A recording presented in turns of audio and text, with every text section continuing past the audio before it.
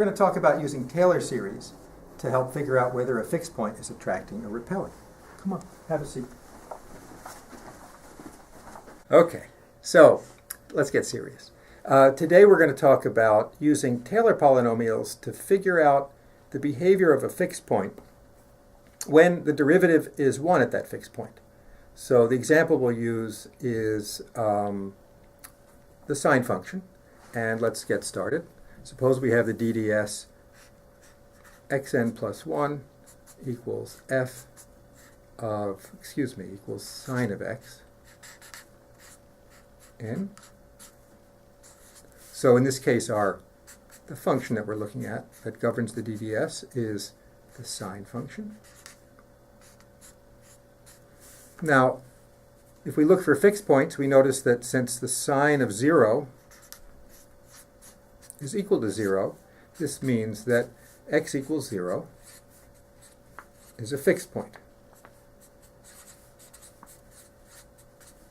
of this DDS.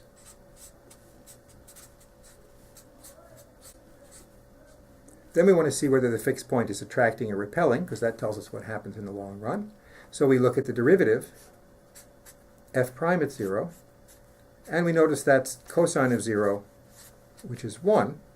And if you remember, 1 is indeterminate. It doesn't tell us whether it's attracting or repelling. If the derivative at the fixed point was bigger than 1, then we would have a repelling fixed point. And if the derivative at the fixed point was less than 1 in absolute value, we would have an attracting fixed point. But when it's equal to 1, we don't know. So what we're going to do is use the Taylor polynomial, which looks like the sine function close to 0, to help us figure this out. Now, we figured out the Taylor polynomial of sine function before, so I won't do that here. The Taylor polynomial, the third degree Taylor polynomial of the sine function was x minus x cubed over 6. So how can we use that information to help us figure out what the behavior of this DDS is near the fixed point at 0? Well, let's draw a picture. And in our picture, we'll put the line y equals x, with this diagonal red line. And now let's look at the graph of the third degree Taylor polynomial near 0. There are two cases to consider. When x is bigger than 0, x cubed over 6 is bigger than 0.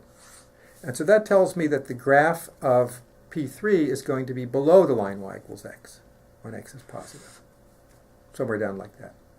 And when x is negative, well, in that case, x cubed over 6 is actually negative, less than 0.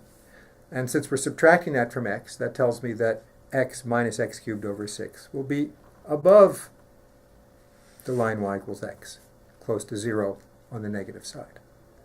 This picture is very helpful because it tells us that when x is positive and close to 0, because the graph of the Taylor polynomial is underneath the line y equals x, the orbits will move to the left, and on this side, where x is negative, because the graph of the Taylor polynomial is above the line y equals x, the orbits will move to the right. And this tells us, in the end, that x equals 0 is an attracting fixed point.